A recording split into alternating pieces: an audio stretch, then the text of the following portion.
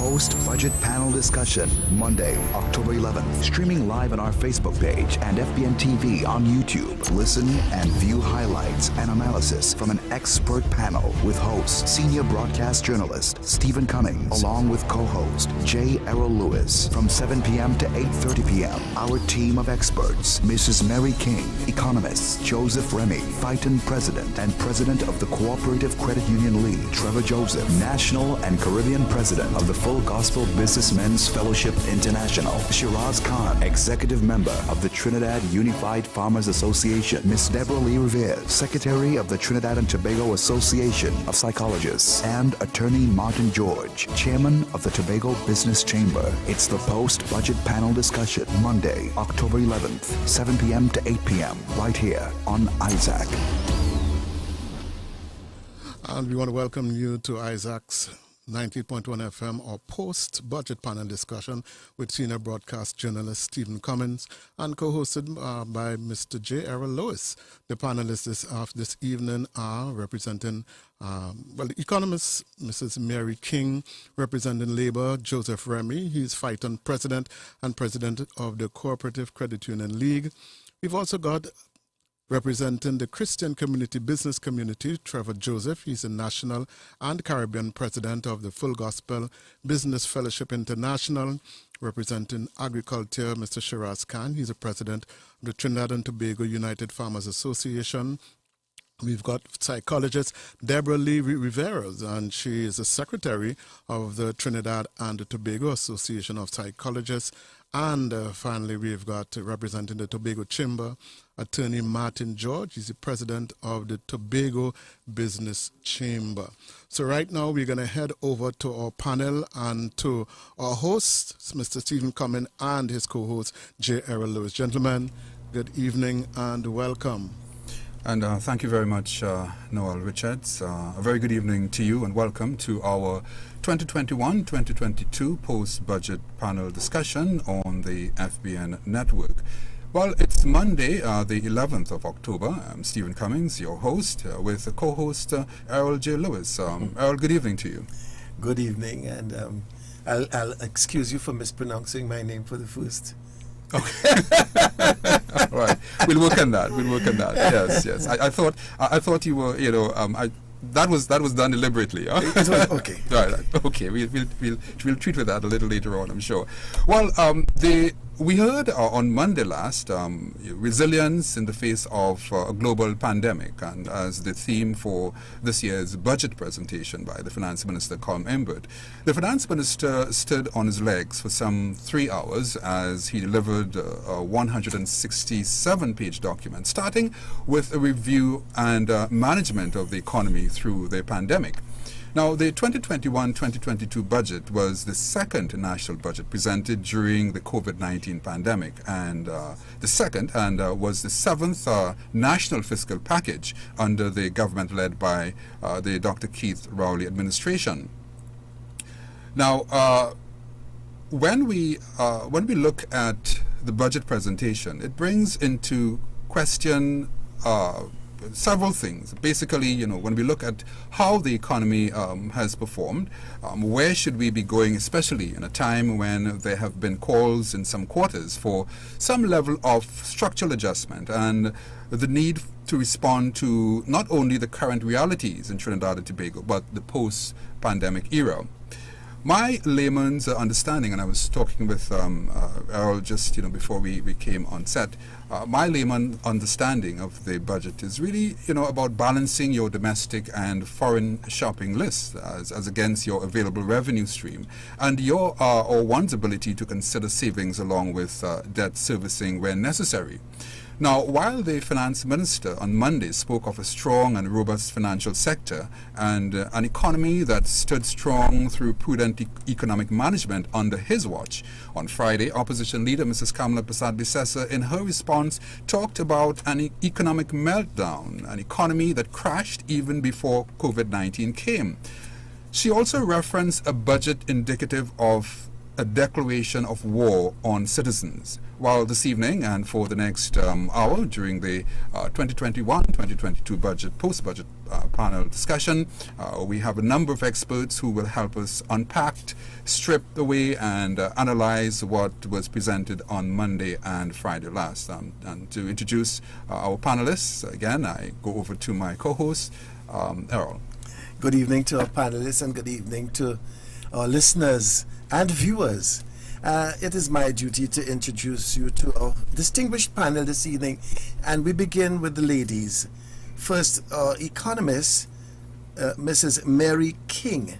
She is a graduate of UWI in economics and mathematics. Ms. King is a former independent senator and former Minister of Planning, Economic and Social Recovery and Gender Affairs in the former administration. Also with us this evening is Ms. Deborah Lee Rivers, a psychologist. Ms. Rivers has worked in a variety of settings, including tertiary education, community service for adults, victim support, and in private practice, and has treated young adults and children. Welcome, Ms. Rivers. Also with us this evening is Mr. Joseph Remy. I wonder if I have time to elucidate on Mr. Remy's long, distinguished CV. I will just tell you that he is the President General of the Federation of Independent Trade Unions and Non-Government Organizations, FITON. He's also President of the local umbrella body for credit unions, the Cooperative Credit Union League of Trinidad and Tobago. With us also this evening is Mr. Trevor Joseph. He's a Christian businessman, former executive member of the Coover Point Leasers Chamber and the Chaguanas Chamber of Industry and Commerce. And so he's founder and managing director of T&Z Marketing Limited. Welcome, Mr. Joseph. Mr. Martin George, attorney at law and the principal of the law firm Martin George and Company, is with us this evening. He's also served as a board member of the Tobago Division of the Chamber of Industry and Commerce as its vice president, and he's now chairman of the Tobago Business Chamber, an organization he founded.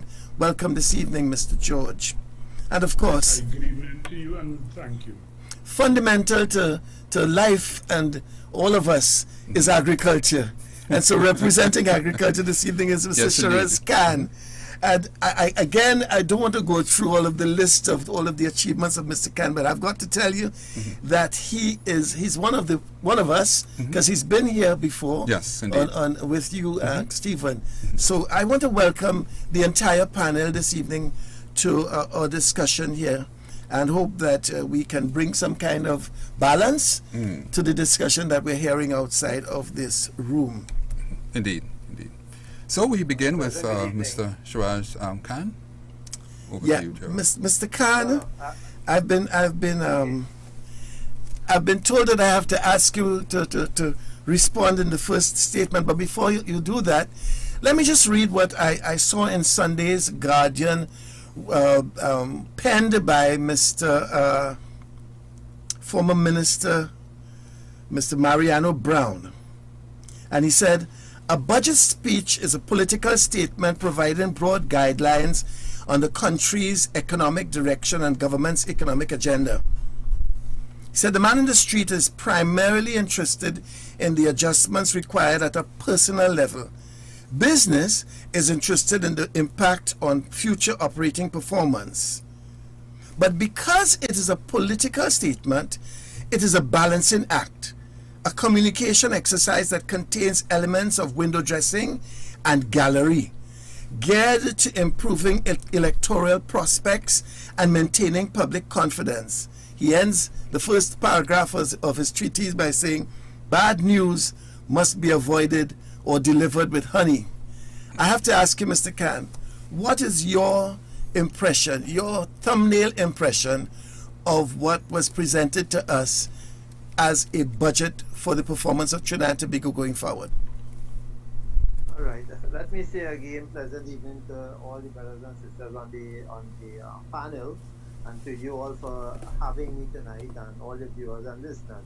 Also, pleasant evening to Comrade Joe Remy, fellow trade unionist with me for a number of years, and so on. Let me just go to the statement you read from the newspaper. Actually, I put it in a very layman term to that technical speech that Mr. Mariano Brown wrote. I say they are talking to their tribal members. They are preaching to their people and hoping that they can attract a couple more coming into the Tobago election and every year to put in a few more to increase their numbers of people so that they can develop something for, because every budget, every party that go into office, they always think about the next election. It's not about country, it is not about the development for the people, but it's what do they do for financiers and for the next election. I think you all have me here to talk plain, so I'm talking very plain this evening. When I heard the budget, and it's something that we have seen from previous governments, previous governments, do any government, did any government or anybody presenting a budget speak about the inadequacy of the last budget of 2020 to 2021? Did we hear about the monies allocated if it all was spent and was achieved? Of course, they will say yes, but we can prove otherwise. One of the biggest, in terms of the agriculture budget, that I am very disappointed with, is they boast about last year that they were putting $500 million in a stimulus package to help the development and projects and the development of agriculture. We didn't hear anything. We have not seen any significant growth or development in agriculture. In fact, we are worse off this year than we were last year or the year before and the many years before. Because if you go back to 20 years ago, when they and I don't want to take time because we don't have that much time. Yes, Mr. Khan, if you can just, yes. Every year, the agriculture is given importance and bring it on the front burner. How long would we continue to complain about our society? Because one thing I want to share with you all, I can't stay long, is that COVID, diabetes, heart problems, cancer is one thing that causes all of these things to escalate, is our nutrition. All right, Mr. Khan, I'm sorry to to come in here, but we'd come back to you to develop that point a little later on. I know that you have a lot to say. When we start talking about agriculture, it's really a long, extended discussion. So we'll come back to you shortly, Mr. Khan. I wanted to at this point to address a question to Mrs. King, Mary King. Welcome again, Mrs. King. I remember when we had the national budget statement 2020-2021 presented by the Finance Minister, Colm Aimwood, in the House of Representatives, and that was on the 5th of October 2020, titled Resetting the Economy for Growth and Innovation. And even before the presentation, many persons predicted that it would have been a COVID-19 budget, one steeped in austerity measures. Now, among the estimates of revenue and expenditure for that period, we saw where we had a $15 billion budget.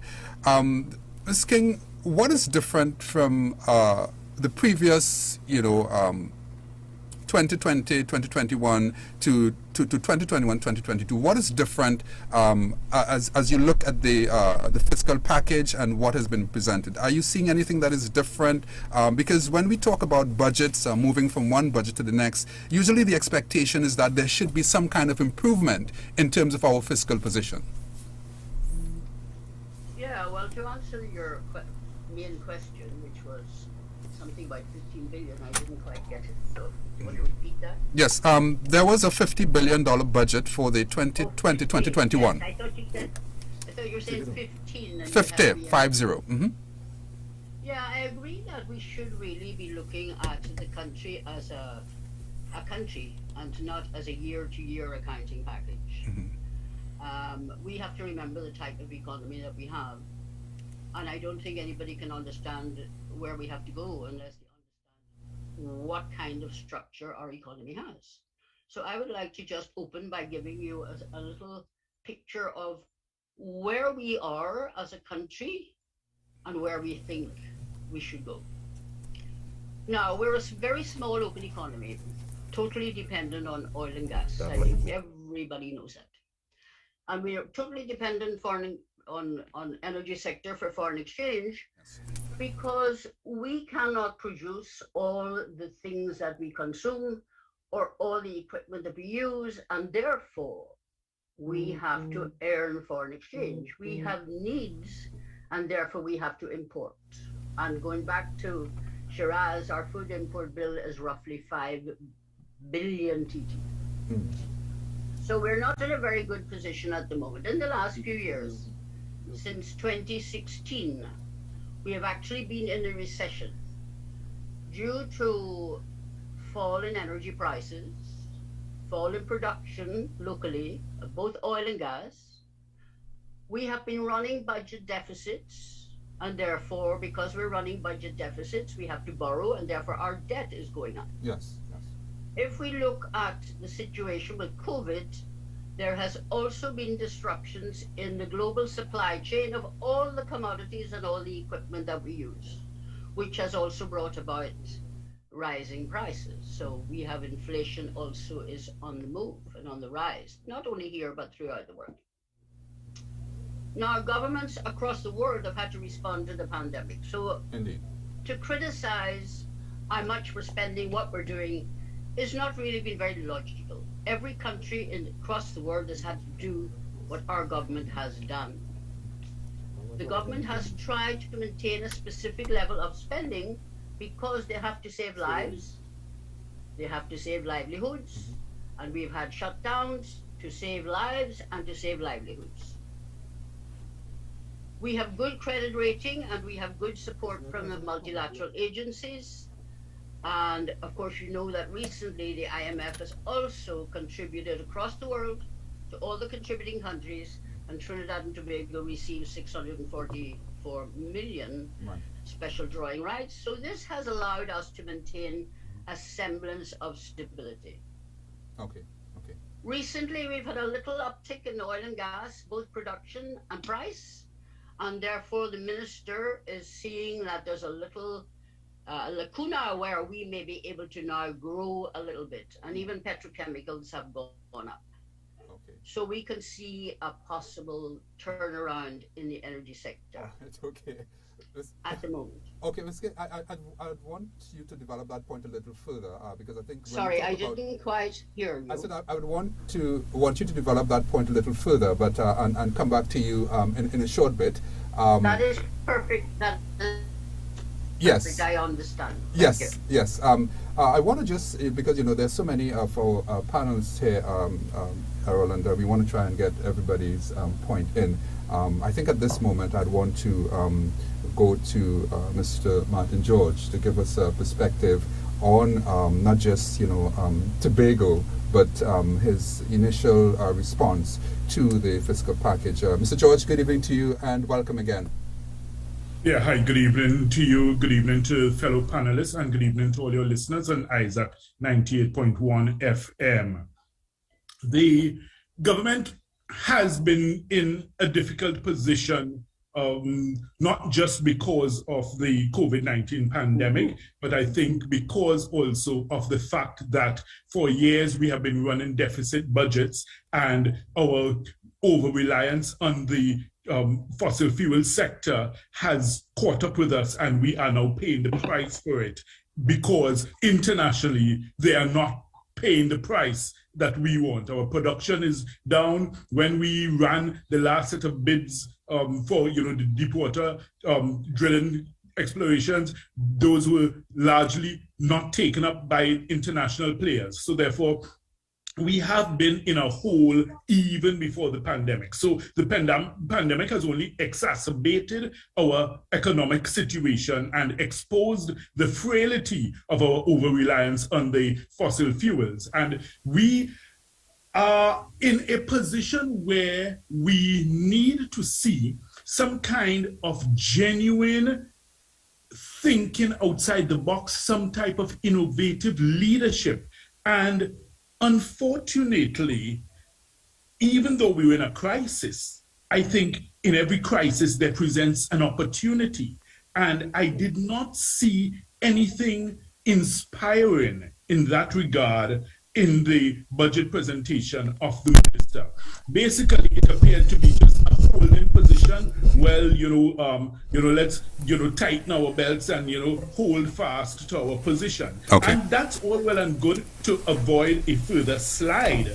However, we need to also think for the future in the sense that, listen, when are we going to pivot in any serious way to renewable energies, to, wind turbines, to solar energy?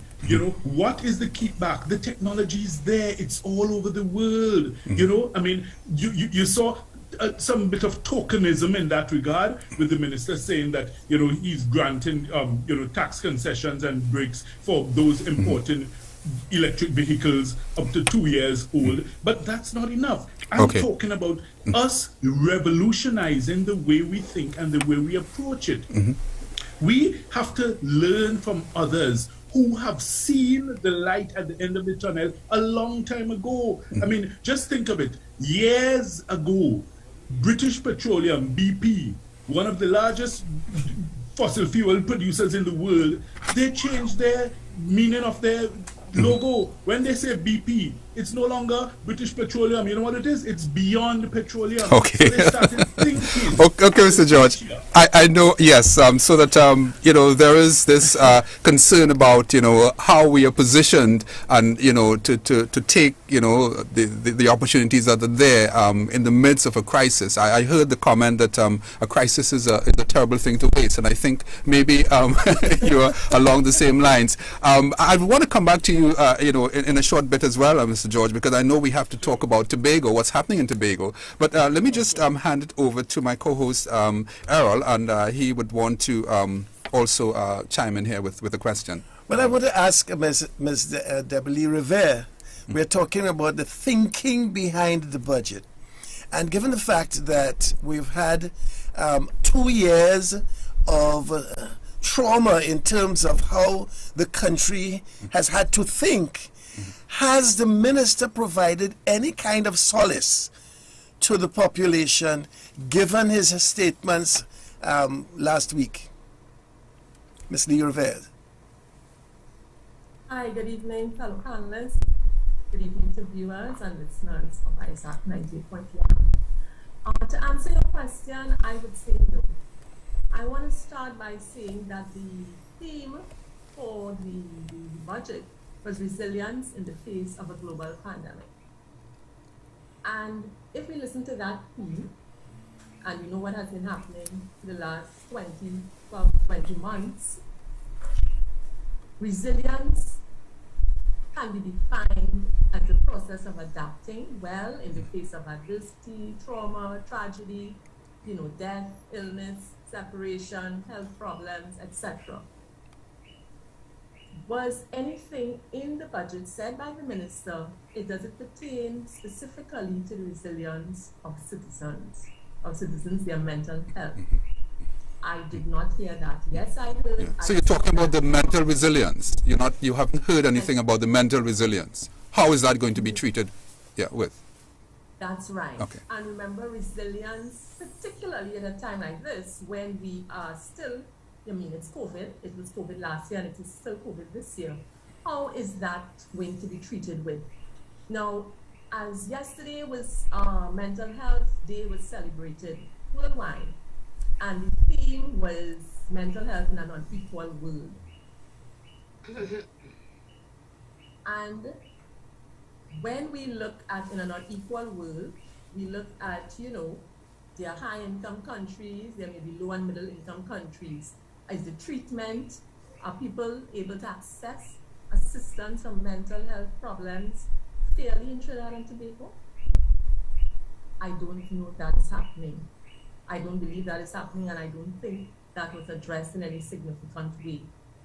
Now, the UN Secretary General has stated that in high-income countries, 75% of persons report that they do not receive adequate treatment. And in low and middle-income countries, more than 75% of persons get no treatment at all. In Trinidad and Tobago, where do we fit in? There's a high percentage of persons who do not get any treatment at all. There are a high percentage of persons who are afraid to get treatment because of stigma and discrimination.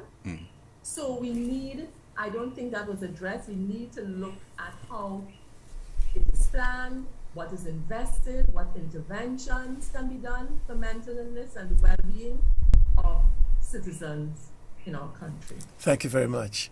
And I want to go from there and ask a question of Mr. Remy, because we're just talking about the individuals in the population, and most of the individuals in the population form part of the workforce in Trinidad and Tobago. We heard about the lack of sensitivity in terms of the pivot from fossil fuels to renewables. We heard that the budget did not provide enough information or enough solace to the population in terms of mental health. And so, Mr. Remy, what are the positives you can bring to the table tonight and say, I heard these positive things in the budget debate?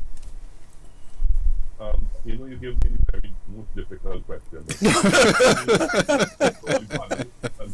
Special good night to everyone and my brother Stuart. It is always a pleasure to be in these discussions. And yes, there were some things that were said that will enlighten some of the average citizens. So the issue with respect to the rebate on the tea and tech bills, it will raise some hope in persons whose bill is under $300. But the hope could be diminished because right in the same budget, the minister made mention of the fact that they're going to review the rate structure. And when you review the rate structure, then the taxment area for under $300 are going to change. It have a fundamental shift, so less persons would be in that under $300 taxment. So it is not going to really realize the impact. We talk about the utility card, but that is not a permanent established situation. That could change every year. So the issue is that the policy position with respect to those persons, that is something that I have a concern with. Then they talk about digitization. Now, that always sounds good. It sounds positive. But how much of the policy positions and the prescriptions have demonstrated that they are going to create jobs, sustainable employment for the average citizen in Trinidad and Tobago? And by creating sustainable jobs, then you have a situation where your tax revenue is going to increase because you have more persons employed, paying taxes to the country. You improve on your compliance system so you can have more persons. You don't have so much of persons who are defaulted in their tax obligation because we have the minister in the public administration said we have a $13 billion gap with respect to what was supposed to be collected as tax revenue. So yes, there are some things that the average person on the street, the removal of VAT on certain basic food items, it is going to resonate good with certain persons. But it is not going to bring about that fundamental improvement in the standard of living that people expect because there are going to be other fundamental increases that is going to impact on persons' well-being. And from a labor perspective, the issue of job creation, stimulation of the economy to create sustainable jobs is something that we see was missing in the budget presentation. So the minister will get marked for some of the fiscal measures we put forward, but right there at the same time, some of those measures are going to bring some level of hardship to citizens again. Okay, and you're listening to and viewing the 2021-2022 budget, post-budget panel discussion on the FBN network. I'm Stephen Cummins and my co-host, J. Errol Lewis. Yes, we're happy to have our panelists here this evening discussing the issues which are so very important. When we look at these budgets which are presented, year after year, I think what happens is that the language sometimes is not communicated in the way that I believe the man, when we talk about the ordinary man in the street, there are certain fundamentals which are important. And I think that even from my perspective, maybe we need to look at the way that we present, budgets in Trinidad and Tobago. So let's but that's another discussion that I know. But you may want to.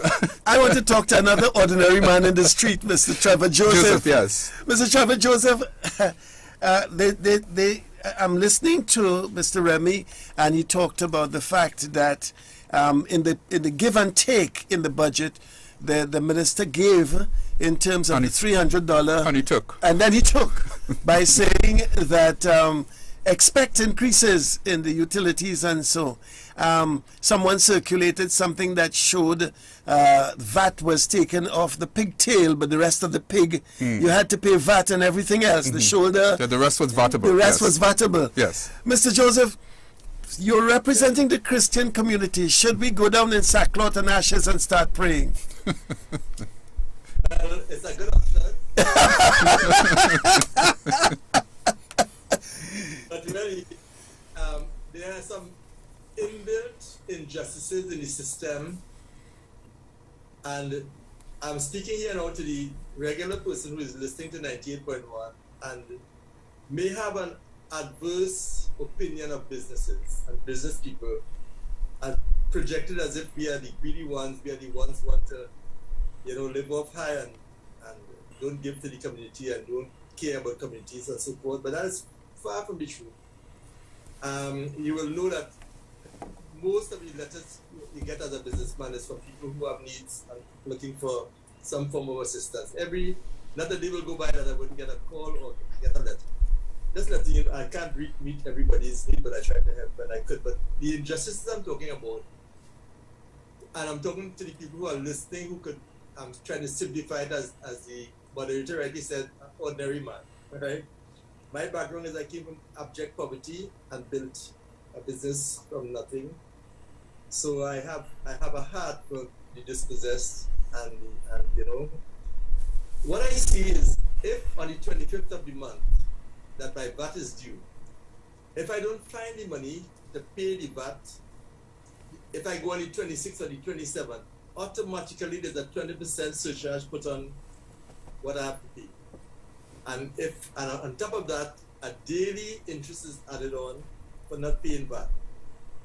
But if you have to get a VAT refund, that can take as long as they wish, as long as the government wish to take, 5 years or maybe more.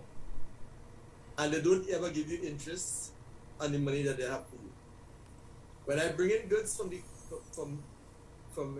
import, I have to pay with a certified check. They wouldn't even take your regular check after 35 years in business. No trust. You have to give them a certified check to pay the taxes and the VAT. So you have to, they ensure that they get their share of the import duties and VAT on arrival of the goods. But there's no reciprocal for us. For refunds we have to get, it's a big problem. Look, we got $640 odd million soft loan. It's a point, Ms. Mary King will know the percentage, less than 0.5% interest, and there's a way to use it without having to pay any interest at all. But that is, and the government said they were going to use that to help businesses, because the biggest problem with businesses today is that we don't have the US dollars to buy our goods. Mm-hmm. Yeah. I have approximately 100 employees. That's 100 homes depending on me at the end of the month or the end of the week to help them in some way. And every month my stock levels are going down because I cannot get the money to buy the goods to replace the stocks that they sell. So eventually, if it continues like that, you'll have no stock to sell. And now the freight, this is a huge problem. I'm speaking to the people on the street who are listening to our program now. The freight used to be, for instance, a container of tiles from Brazil would cost about $4,500, and the freight used to be at one time under $1,000. It went up recently. Within the last 2 years, it went up to about $1,600. It is now $8,000 plus US dollars. So you're paying, well, about $5,000 for the goods now because goods went up also, and you're paying $8,000 for the freight. So an item that would cost like $15 to land, that would sell for $15 in your store 3 months ago, 6 months ago, is now costing more than $15 to put back in your stock. Okay. And the US dollars, you can't find it, and if you're going black market with it, that's how you're encouraging people to break the law. And I'm a law-abiding citizen. I've never bought money black market because it is against the law. So those who want to do the crookedness will get through and will succeed, and they will charge the price to the consumer. And those who want to be honest will suffer. All right. And I don't know how we're going to address those things in the place, because the credit card for the business used to be $20,000 US dollars you could use a month. Before it was unlimited, whatever the credit value was, you put in the $30 you spend. Now the credit card went from $15,000 to $6,000 now, US dollars. So you can only buy $6,000 US dollars worth of goods. All right. And you're getting $8,000, $10,000 for the week every 2 weeks. So it is impossible. I'm saying to the people. Right. So there are issues there relative to that very same subject matter there, Mr. Joseph. We come back to you in a short bit, and we just like to remind our listeners and viewers that this is our 2021-2022 post-budget panel discussion on the FBI network. Stephen Cummings with my co-host here. J. Errol Lewis. Yes. Don't forget the name. Indeed. Well, I wanted to sort of, I know we have to go, I believe we have to go for a break Yes. very shortly. But before we do that, I just want to bring back in Mrs. King here. Mrs. King, when you spoke a short while ago about the budget, the deficits that we've been running for so many years, I wanted to ask,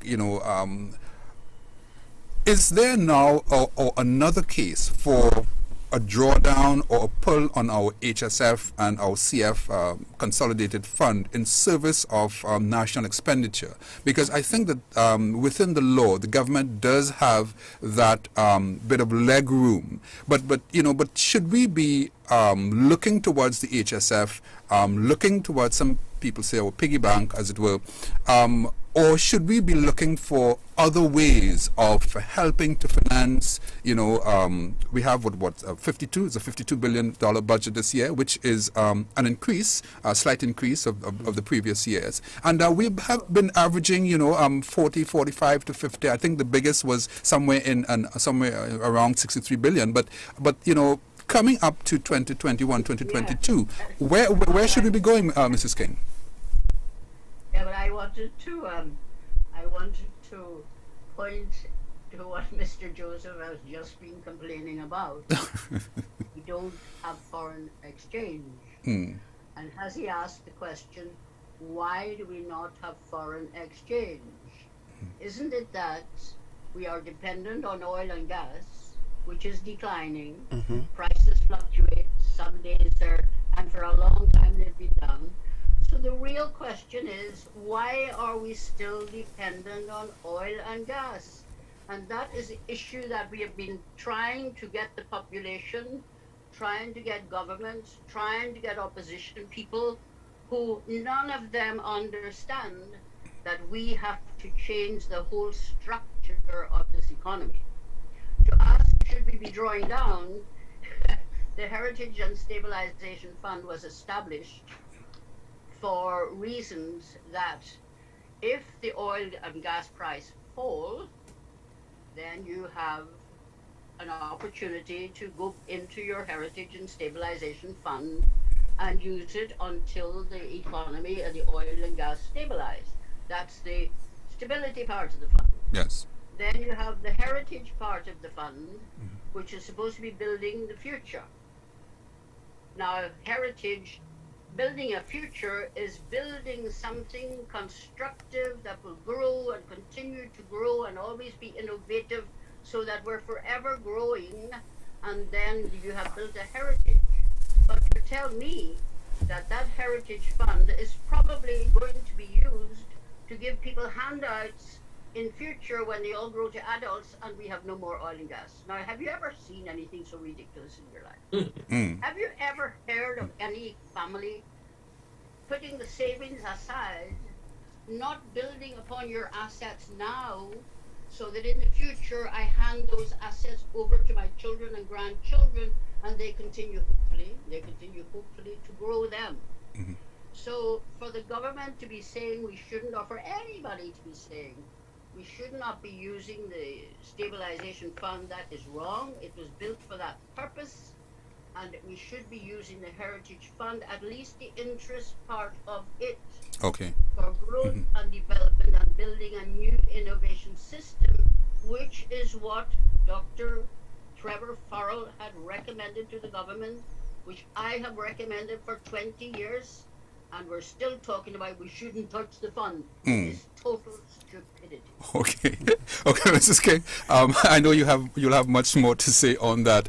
But gentlemen, ladies, I think at this moment we have to take a break. We ask you to hold your positions, and we come back and continue our discussion this evening.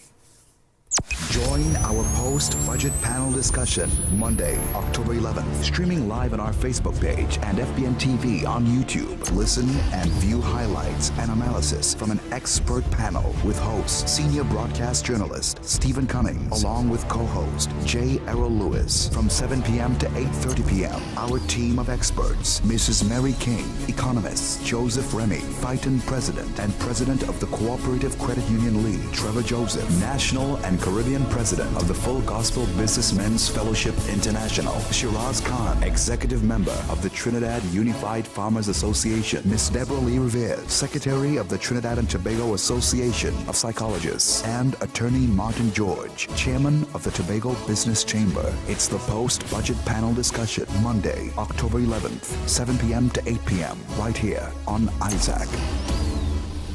Hey, David, what you now, boy? How you looking spritey so? Just the other day you complaining to me about back pain, chest pain, your foot swell up, circulation, all kind of thing. What you take for that, boy? Jamal, boy, I went by the feet lady, and not just me. I carry the family too. Boy, the family I straight arthritis, kidney problem, diabetes, circulation, acid reflux. You call all of them just now. Had a pinch nerve too, and a cousin with lupus. And boy, the feet lady help you with all of that. And Naya Tony, boy, she's no joke. She even helping you if you had a stroke. Call she today, boy. Don't make joke. Call Naya Tony, the feet lady of reflexology, today at 478-7416. And welcome back to our post-budget panel discussion. I'm Stephen Cummings and my co-host, J.R. Lewis. Yes. I've been naming myself every time. Yes, indeed. Welcome back, ladies and gentlemen. Thank you so much for taking the time to sit with us this evening. I think it's very, very, it's important that we have the different perspectives on budget, 2021, 2022, so that we can get a clearer perspective from, experts like yourselves as to where we are going.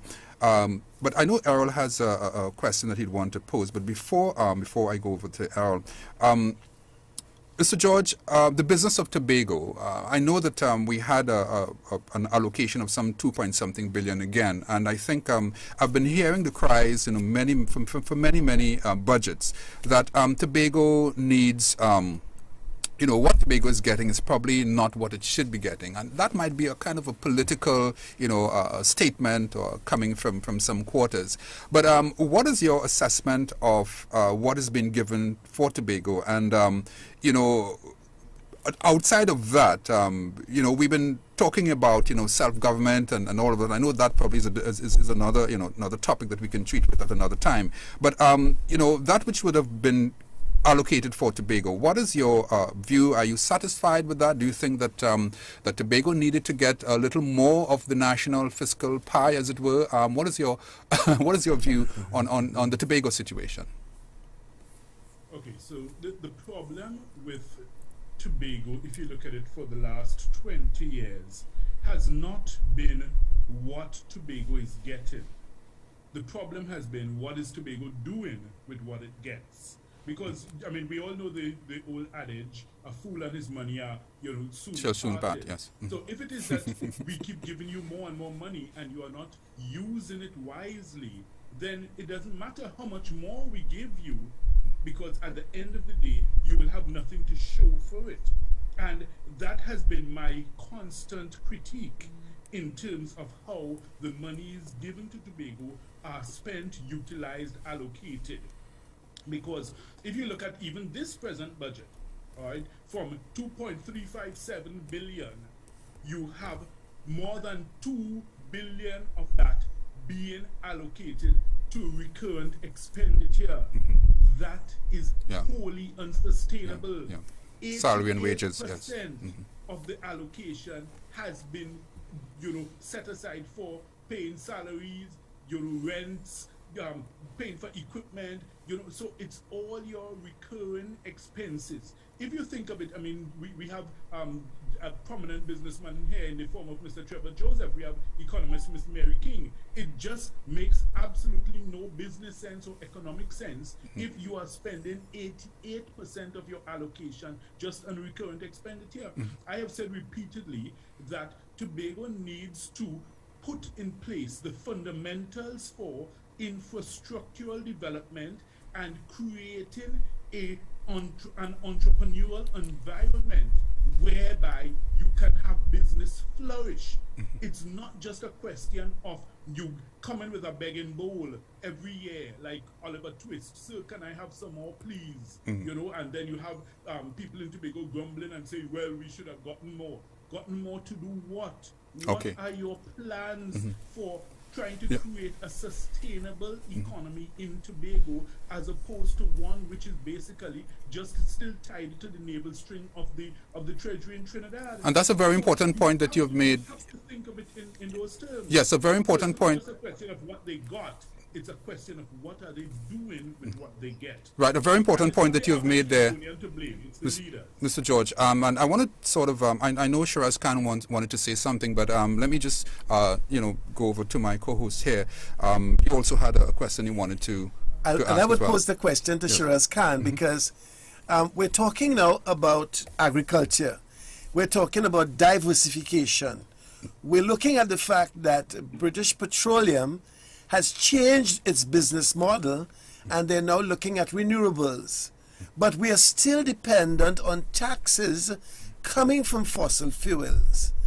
And that's the first part of my question. And the second part of my question has to do with the fact that some people are complaining that there's no comparison between what was budgeted and spent last year and what is being budgeted this year. What kind of comparison are we getting? Mr. Khan. Okay, thanks again for the question. Like I said in my opening thing, right, we talk about a stimulus package again this year of over $300 million. But I asked the question initially, and I keep asking the question, what happened to the $5 million that was supposed to be a stimulus package for development and programs? That's 500, huh? 500, yes.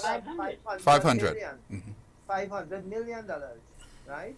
I mean to say, if we don't know where that money went, how could we put another $300 million and the same thing will happen again? I am a bit confused as where is the accountability of last year money, and then we see our Pre-Dearlastney squad suffering without the resources to achieve their goal.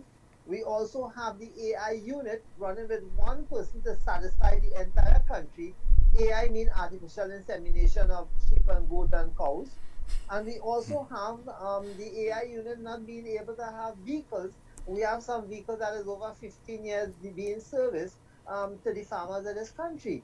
So if we are to talk about another $300 million into the stimulus package, we need to know where the other $500 million went.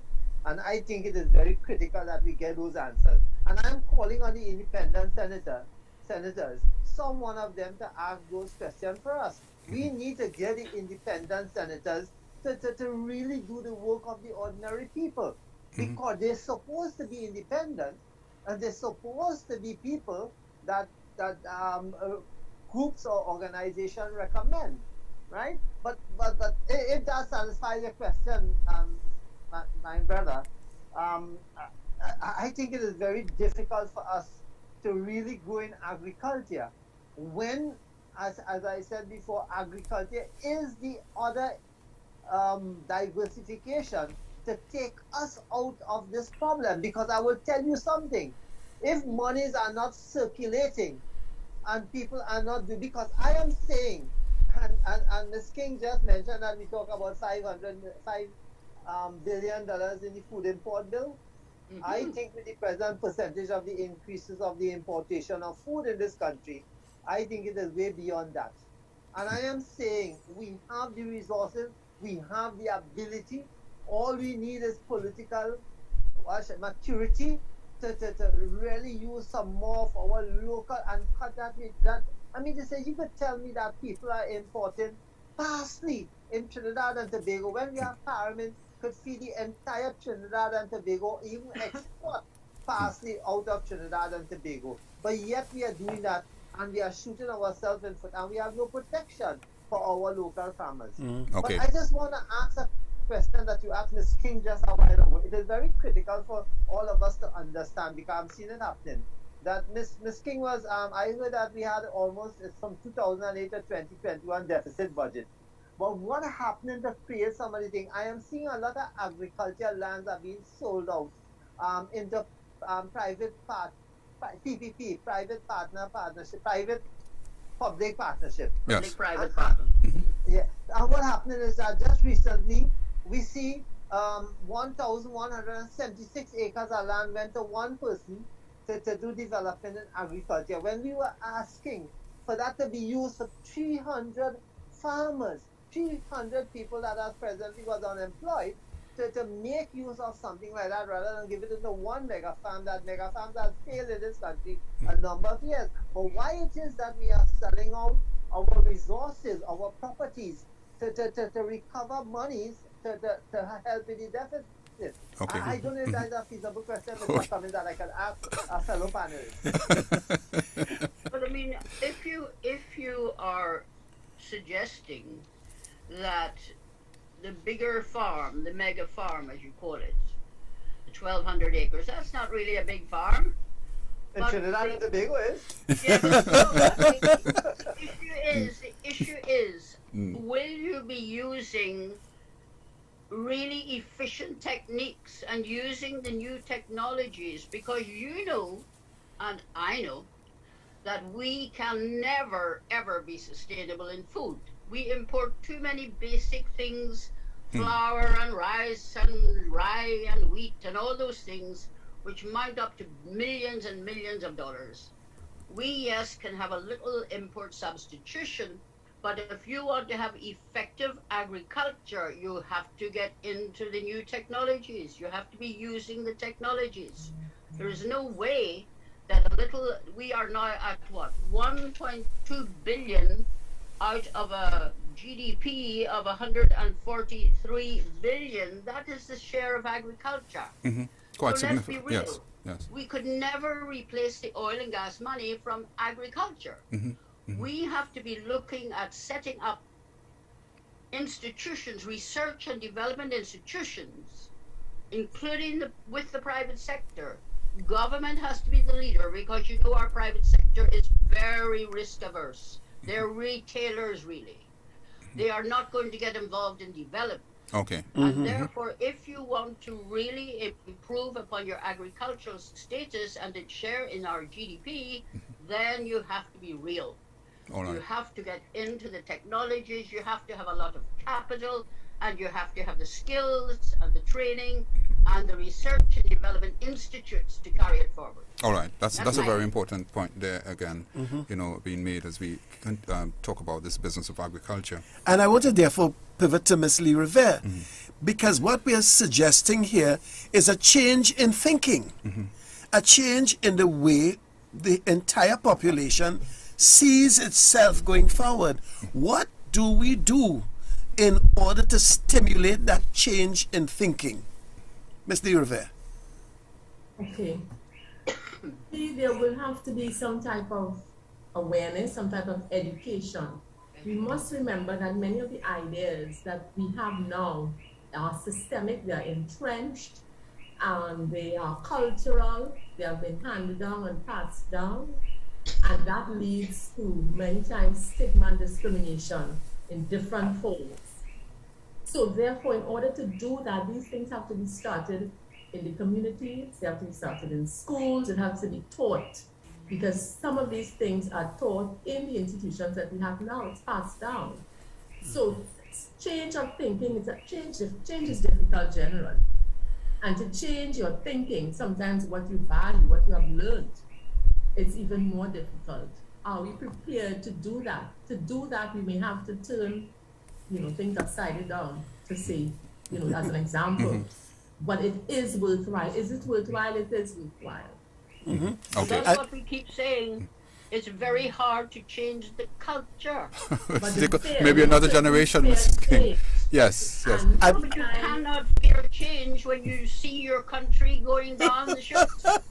And what about if you don't see it, Ms. King? Because whilst we look at all, people look at your physical health and, you're ill, you have diabetes. Very important. Pressure, but what about your mental health is just as important. Very important. As your physical health. And therefore, hand in hand. Therefore, I want to put the same question. I want to put the same question to Mr. Remy. We're looking, and you represent workers. You represent the body of people in the country. How do you and your organization intend to assist us in this change?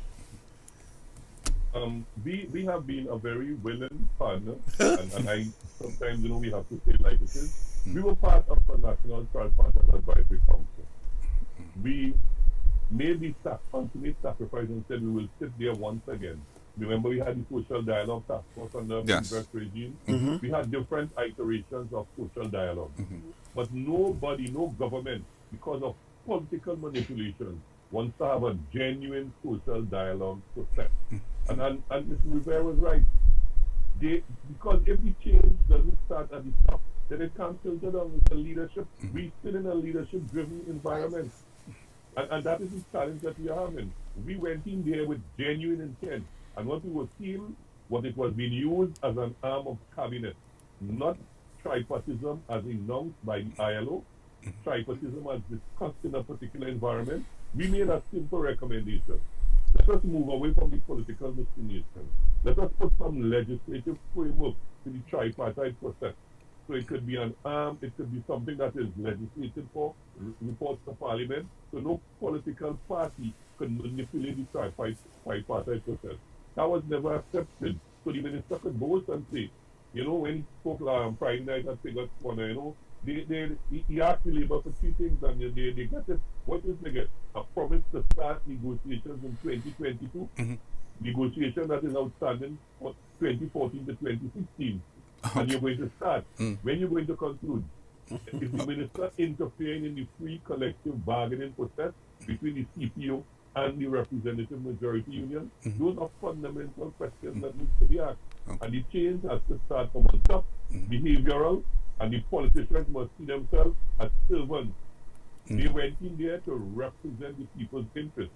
I have a representative, and she will not take any ideas of us because she has to put a party line. So the representative politics is a sham only to get into the Parliament. Okay. And that is those are the transformational things that we need to see. Right, transformation. Okay. Mr. Trevor Joseph, I have a question for you, and sorry for jumping you, Stephen. But Mr. Joseph, you're representing the Christian community. Yes? I want to pose a situation to you. So Noah lands on a mountain with an ark. He is in a boat. He is sailing, and he lands on a mountain in an ark, and immediately he has to change his career and goes into farming. He goes into all kinds of other occupations, on a population distribution. He goes into government. What advice are you prepared to give to the political directorate, both the opposition and the executive? What advice are you prepared to give to them and say, listen, this is the example we have before us, and these are the things I think we should do in order to cause this thing to galvanize into a certain kind of action? Now, a big word in God's economy is justice. And this must not only be done, but parents must be done. Noah found faith in God's eyes. The Bible tells us that, and that's why he and his whole family were rescued. Take, for instance, I was making an example of the businesses and the laws that we are forced to operate under, which is good. I have no problem with that. I ran a business in the United States for almost 10 years, and I know the laws, and it's very draconian if you break the laws. So I have no problem being law-abiding and obey the laws. But the government that set the laws must also obey the laws. If I don't file my annual returns, if I don't file my audited accounts, I have problems to face. I cannot tender for a government contract unless I get VAT exemptions and inland revenue exemptions to show them that the date and so forth. But I want to ask my friend in Tobago, when was the last time the THA submitted their annual report, audited reports? When was the last time any of the government agencies submitted their audited reports? How up to date are they? And why are they allowed? They have a board sitting there and there's fiduciary responsibility. And why are the boards are not held accountable for not the reports as stipulated by law on time? Mr. Joseph, I'm not sure that state enterprises that fail to do that also. I was going to say that might be an unfair question. Is it? Mr. George, is it? No, is it not? Because it's really a THA, response.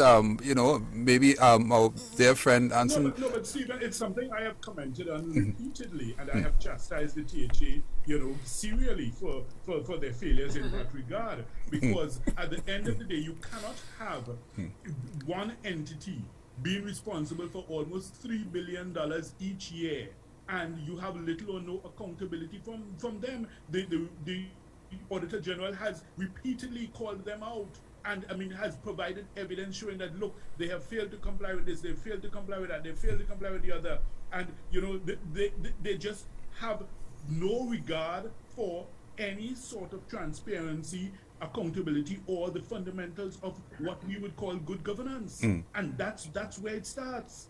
That's where it starts. So that's why when you hear the cry saying, look, give Tobago more money, I have no difficulty with that. But my point is, first of all, you must know what you're going to spend it on. It cannot be just you put in the majority of it in your recurrent expenditure. You have to have some infrastructural development projects, some things that would create the crucible and the environment for a nurturing business culture. You have to set those things in place. Otherwise, you just wasting time. You just basically pouring money down the drain. Okay, just be clear, I meant all state enterprises and city councils, corporations, TNTech. Okay, we got you.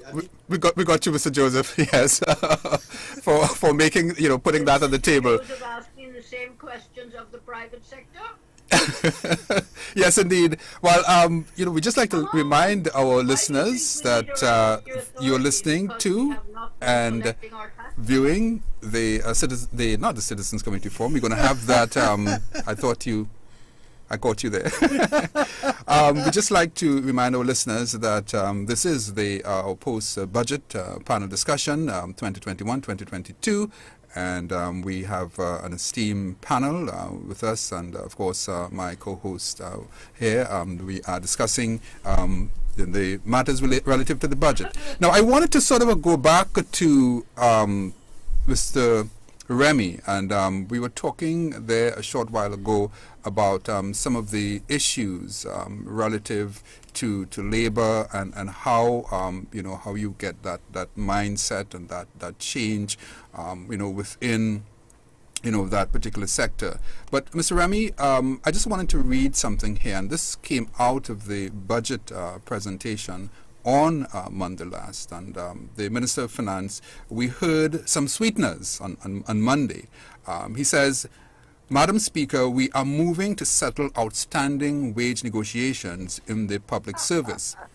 I have instructed the Chief Personnel Officer to commence in 2022 outstanding wage negotiations with the relevant representative trade unions in the public service. Now, before I continue, I heard that, and it's quite rightly, that the Minister of Finance does not have that power to instruct anybody. But that's another question. But let me continue. I've also been advised that several nurses in the regional health authorities are employed on temporary contracts. As a result, I have instructed the Chief Personnel Officer to investigate again this situation and its implication for pension arrangements and recommended solutions to ensure that the employment contracts of these nurses are regularized. I expect this exercise to be completed by the end of December 2021. And then he goes on to talk about the daily rated workers. But the thing is, he's proposing. Mr. Remy, do you, I'm sure that you probably would have heard this before and probably in previous budgets as well. But this, time in 2021, 2022, what are your hopes? What are your aspirations? Even that again, you all pose the hardest question. Hopes and aspirations for a settlement on wage negotiations that have been outstanding for we in 2014, we in 2021. That is 7 to 8 or 9 years now. That's one thing. The issue with government daily rated pensions. This is something, since I was involved with the trade union movement, I've been involved over 20 odd years, that they have been talking about this pension plan for government daily rated workers. They were part of ITON, and we led them, numerous representations in the government to regularize that pension since in the 90s, and nothing was done. And all the minister is saying is, we are moving to, we would investigate this. So the investigation for the nurses is going to be completed at the end of the year. But the issue here, you know what the clincher is? The linkage to pension. We have been saying all along, the government needs to regularize that issue with pension. Right now, in certain public servants, they're part of a non-contributory pension fund. And it is a drain on the consolidated fund. I think the economists will tell you that. And that is another challenge. That's one of these transfers and subsidies we talk about, which is a disparity with the other public sector workers who have to pay and make a contribution to the pension fund. So that's one issue. The promise to settle negotiations. The minister is saying he's instructing the CPO. Then the minister must say why he interfered in the free and fair collective bargaining process. I know you were going there, sir, but go ahead, please. Develop that point.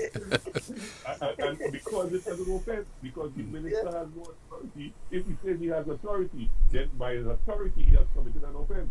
By telling people don't engage in the union negotiations, and I'm now instructing you to come in. So he has admitted his guilt. So to me, it's just pandering, and he went on the public platform on Friday and said the union asked for 3 things, and I gave them 3. They gave them 2 promises again. Nothing material that we could see that could say there is expectation that there's going to be a resolution. So what is going to happen? The CPO is going to say, I am waiting instructions from the minister to commence negotiation. The minister will say 000. We start the whole delay again. 2023 budget, we'll have the same pronouncement. 2025, we are going to pass on, and the new generation is going to inherit that challenge to deal with the public sector negotiation. It is frightening. And I have a real issue with the promises. We need to have, if we had the tripartite process in place, then those things would have been able to be discussed in a meaningful manner, and we would have been able to arrive at some resolution. We have been asking for that every meeting at the tripartite advisory council, and we have no response. But it is budget, and as Mariana said, you have to say the right things to appease your political supporters, and the minister did that very well. The narrative there. Look, what is the situation with Petrochemical Steel? Let me be controversial. Where is the promise of somebody to get the bid? They said a new bid was opened. I was part of the committee that did the first evaluation with the patriotic. That didn't succeed. Where we are with that? We're talking about foreign exchange. It was an owner of foreign exchange. Yes, they had their situation, which was created by the politicians. How do we deal with a situation like that? The employment in the catchment areas, the fence line communities has ground to a halt. We even lost in tax revenue. So we have to understand that we face some of the challenges that we are facing now. And one thing I wanted to defy, I think, the minister talked about an ease up of the SMEs. I am happy for that. But where NIS is concerned, I am very concerned.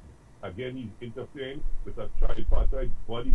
The NIB is a tripartite body. He talked about ease up on the collection when the NIB already said that they are not collecting enough to sustain the benefit structure that they have.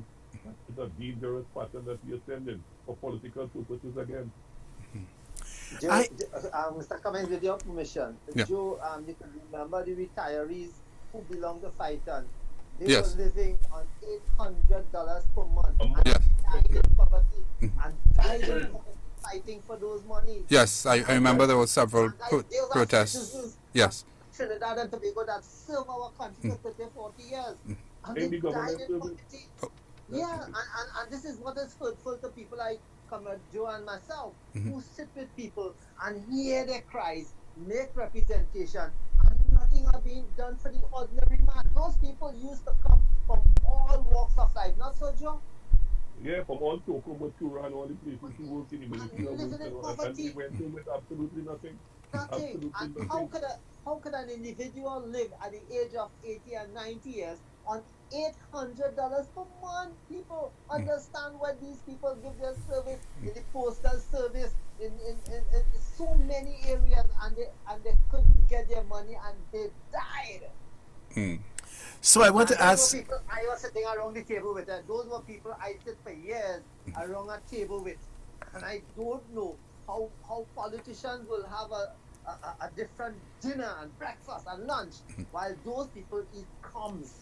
All right, Mr. Khan. No God-given, no God-fearing person could ever do that to their people. Okay, No God-fearing okay. My co-host wants to come in here. So I want to ask our panelist, Mrs. Mary King, is there some modicum of light at the end of the tunnel, given what we've been hearing by both the Minister of Finance and the Leader of the Opposition? Or is there a train that we see coming in the opposite direction? The people. I wanted to ask Mr. Remy, though, is this really the right time to be asking for wage increases when we Why are not? in a recession? That's not the right. That's not an answer. No, sir, I will answer. No, we are not asking for wage increases, Mary. We are asking for outstanding negotiations to be settled since 2014 to 16, prior to the pandemic, prior to You're everything aware, else. the minister, you're aware that in 2015 they had to find $6 billion to pay the public servants who had just finished a negotiation under the PP. So we know that that is a But that was drastic a past period. situation. Was a That's past right. period again. But we're talking about real life here. We're not talking about dreams. We are in a situation where this government cannot, at the moment, give increases in salary. Could we stop the price increase then, so that the purchasing power of the dollar will remain the same? Can we? No, you also My dollar is mentioned- eroding. My dollar is now worth 50 cents than it was before. And I have to buy Okay, in so you're making the case. What You're I'm going making to the do. case for diversification and changing the culture and getting leadership that can bring the country to some stage of development. That's what you're asking for, and I agree with that. And we've been asking for years and years and years. We even developed the model, the innovation system diamond. We took it around the country in We are a nation of promises. 2010. You were probably Implement at the it, it won't implement. franchise. We took it around the country in 2010. We got buy-in. Okay, When Miss I Miss left, King, it Miss dropped. King, there was a but I think we need to get down to the basic. What do we need to do to restructure this economy? And that is the only discussion that should be going on now. okay, wonderful, wonderful. If you don't do But it, there was also a question posed to you, Mrs. King, from my co-host, and we wanted to sort of have you respond to that quickly before we move over to another of our panelists. Yeah. Is there some light at the end of the tunnel?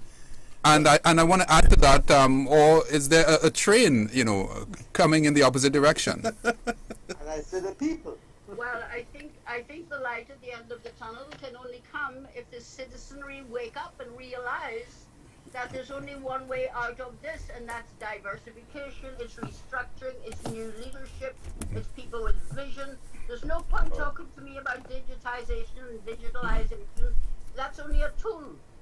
It's just like a man with a sword, that's a tool. Digitization only makes things more competitive.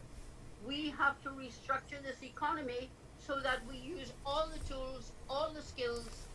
You know, Singapore has 1,000 PhDs in its research institutes. That's where we need to be heading, not talking about wage increases. And we'll get the wage increases when we restructure. It's But common Singapore got sense. there with collaboration between business, government, and labor. Genuine collaboration. Exactly, and he had a team of experts since 1962. This is exciting, but we need to do And we did not get a final team of thoughts. experts together. When we get a team of experts together, we get jealous and we disband them. All right, Mrs. I'm King, I loving know that this is a discussion that we can have. I'm loving it. This. Well, if we're serious about the economy, it has to happen. after the show. Yes, indeed. And, we just like to remind our listeners again that this is our post-budget, our 2021-2022 post-budget panel discussion on the FBI Network. I'm Stephen Cummings with my co-host, Gerald Lewis. Yes, and very, very important, enlightening discussion this evening. Gentlemen, ladies, we almost to the end of our post-budget panel discussion, but before we do that, there's so many other areas we really wanted to get into, and I think we can probably get some of those questions in, as we come to the close of our program. And I want to sort of go back to Mr. George and in terms of the property tax. I know that has been an area, a sore area for some, and maybe good news for some, bad news for some. And I heard that that there is some campaign that is going to be launched, from the side of the opposition, because the honourable opposition leader did say during a previous discussion, I think it was even mentioned in her budget, that there's going to be some kind of reaction to the property tax. Now, we all know that this is, we've been paying taxes for what?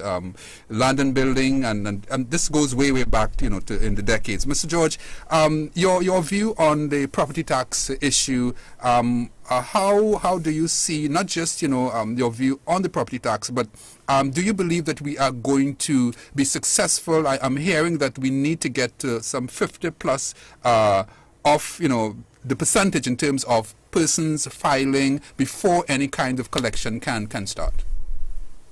Well, the thing is, apart from the palpable absurdity of having a 7-page document, which is like an exam paper that you're asking the ordinary citizen to fill out, and you're holding the sword of Damocles over the head of the the ordinary person, saying that if you don't fill it out and submit it by November 30th, you'll be subject to a $5,000 fine. Separate and apart from that, inanity, you have the fact that when you look at what is required there, many of the documents, much of the information that is required, you have to get it from government departments that are still functioning on skeleton staffs. Most times you cannot even get an appointment to go in to get copies of your documents. If you want copies of a deed, if you want copies of your certificate of title, anything of this sort, you don't get these things quickly or easily in normal times, much less in this pandemic. I mean, I can tell you, as a matter of fact, we have registered deeds with the registry, and then they tell you come back in 2 months to get the certified copy, or 3 months. So how are you then going to tell the ordinary citizen that, look, you are going to fine them $5,000 if they can't get this done in time? You also look at the questionnaire that this 7-page document is. It's really almost like you are doing the work of the valuation division. You are really acting almost as your own valuator to value your property for yourself, because they don't have the staff for it. So, I mean, while we understand the need to collect taxes and to bring in revenue, it just doesn't seem to make sense the way this is being rolled out. And then, the thing is, I don't know why the government is being so economically myopic in relation to this issue of the property tax, because at the end of the day, we already have what is in essence a major property tax, which is actually front-loaded in the form of the stamp duty, right? Because if you think of it, any property purchase, it attracts stamp duty, except where you have the exemptions. Then what the government needs to do is probably look at removing the exemptions or some such measure, and they are actually getting a whole lot more. When you consider issues, Stephen, such as the net present value of money, which any economist or financial person could tell you, the government collects a whole lot more. So in other words, if on the sale of a property for, say, $1 million, if the government collects maybe a lump sum, right, of 50,000 or 60,000 in stamp duty up front, that is way more when you consider if that money is properly invested and the interest you earn on it and the value of it. Than if you collect little driblets of maybe 300 or 400 per month or per year from that same person, from that property. So why are we making this so difficult when all you need to do, look at your stamp duty, which is already in place. Nobody complains about it, and I'll tell you why. Because what happens is that for even the the small individual who is taking a mortgage, that is usually factored in as part of their loan arrangement. So therefore, you are given that money as part of your loan facility. So therefore, it really doesn't seem to make any sense, the government, carrying on in this manner about the property tax. And you basically acting in an oppressive manner to the ordinary citizen in a way and in a scenario where your own government departments are not even able to facilitate the information required. Okay, Mr. George.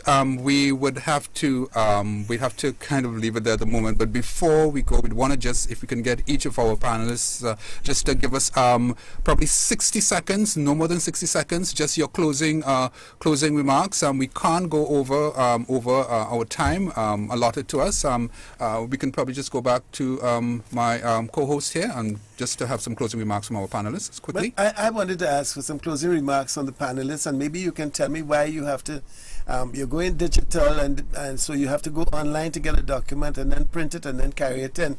But we start with Mrs. Mary King. Your closing remarks, please. 60 seconds. 60 seconds. Well, it's really short order, 60 seconds. I want to thank 98.1 FM for the opportunity to have a discussion on the budget. I don't think there's enough man in the street participation in this budget. Yes, we'll have panels with the chambers all over the place, and that's for the chamber members, but the people don't really get down to it. What one of my own groups that I'm a member of, sorry, not my group, I'm a member of a group that is now planning to take a run around the country, including Tobago, and discuss the issues in the budget and try to see if there is any particular understanding of any part of the diversification that we need to get involved in. And I think that would be a great move, because the man in the street has to understand what's going on. Then he would know when he can ask for wage increases and when he shouldn't. I mean, things like this I think are important for education, not just mental health and physical health, but knowledge. You have to build the knowledge of your population. Thank you. I think that's an indication that we should have Mr. Remy just 60 seconds. I'm going there. 30 seconds. Go ahead. I enjoyed this intellectual discussion. There's nothing negative about it. I think it was very healthy. I want to commend this station also, as Mr. said, and hope that we could have this thing for a longer period. Because what happens, I have a two my coin. No offense to economists or anything like that, but too much of the budget debate centers around what I consider to be controversy. People talk at a particular level and talk down to the average man on the street, and they don't get a chance to have an input. It's a ritual that takes place every year, so the man on the street will sit down in their huddle in their little corner, and no one is able to talk to them in a meaningful way for them to understand how this budget directly impacts them. It is our responsibility in the trade and credit union sector, and we will continue to do that without fear or ill will. As the Prime Minister said, we took an oath to represent the workers, and we'll do that to fear or favor, because we have an obligation and a responsibility to do. Ms. Lee Revere. Very good. Your 30 seconds. I think your mic is on mute. Your mic, yeah. Yes. Thank you. I continue from the point made before with how persons can show resilience. I think what the budget needs to do, what the budget needs to embrace, one, they need to look at the revision of the Mental Health Act. They need to look at establishing a properly composed and functioning mental health council. While some aspects of that might have been done, there needs to be proper follow-through, and not just start up. We need to have a development of a national mental health strategy. Certain aspects of that have been done as well, but how does it trickle down? How does it reach into the communities? We need to look at fair funding for mental health. Yes, we know what is allocated for the Ministry of Health, but what is it for mental health? And is it all going to the hospital, to St. Anne's? Is it reaching the communities or the persons who need it? Also, the budget needs to look at better access to mental health services, more human resources, more staff in communities, in health centers, in So it's not just you have to go to one major place to see these persons, but more than that. Thank you. Child, adolescent, Thank mental you. health care also needs to be looked at. That is critical. What is available is not sufficient. More needs to be done. Thank Okay. Improve physical health care as well for people with mental health problems. So it can be combined. You go for your physical checkup and a mental health checkup is done one time with patients, with persons pregnant, mothers, prenatal, antenatal. Thank you very much. Ongoing annual public education. My time is up. Yes. Very good. Oh, Lord. My time is And we up. want to go to Mr. Joseph for 5 seconds. Miss Mary her backhand slap when she said the businessmen not paying their fair share. I would like to say that the businessmen who are in the system are paying their fair share. Is the ones who are not in the system, professionals. People are not in the system, and that's, she said, it's just about $13 some billion. They call a figure that's slipping through the crack. And then you have the suspect transactions with the bank in the hundreds of millions of dollars, and nothing happens. So when you ask me what God wants is justice. Okay. And if you have this operating, these people will be held into account. And that's what's happening here. People have no people and they know people that slip through the cracks because of knowledge. Okay, you very Mr. much. Joseph. Let's just move quickly to Mr. Khan. You have probably 4 seconds. We're out of time, so Yes, we have 4 we're out seconds. of time. We have. One of the things I want to say, right? A lot of farmers, I'm talking about small farmers, have used the technology of internet. We don't need some government because the government is still using pen and paper and have not grown with technology. We have done that and we have made progress in our sector. While Ms. King might think that because she's not seeing it, because we're not boasting about it, because we don't have anything like the government resources to use on it. And one of the other things I want to share with Mr. Martin George quickly, if we are waiting 20 and 30 years for release, how could we pay property tax? Okay, I think we can leave it there Have we at covered the all our moment. panelists? I think we have covered. I think we've covered quite a lot of areas there. Earl? I have nothing to add. I think this was a very vigorous discussion, and obviously we need to spend more time talking about our future. Indeed. And I want to commend the station for having this, and thank you for having me. Yes, you're welcome. Well, this has been our Thanks to the host. station again. Thanks to the station. Yes. And God blessing to you all. Thank you, Mr. Khan. This has been our 2021-2022 post-budget panel discussion on the FBN network. We'd like to thank all our panelists for being part of this lively, informative, engaging discussion this evening. And once again, my co-host, thank you so much for being part of it. Stephen Cummings. So until maybe budget 2022-2023, we'll be back here again on the FBN network. Thank you so much. And God bless. Goodbye. It's not all about you. It's all about God. I can't thank you enough, Lord. I can't thank you enough. I can't thank you enough. You keep on blessing me now. Oh. Don't stop the music. Play the music or of the music you love. Say I am anointed to put the enemy under my feet. I am anointed.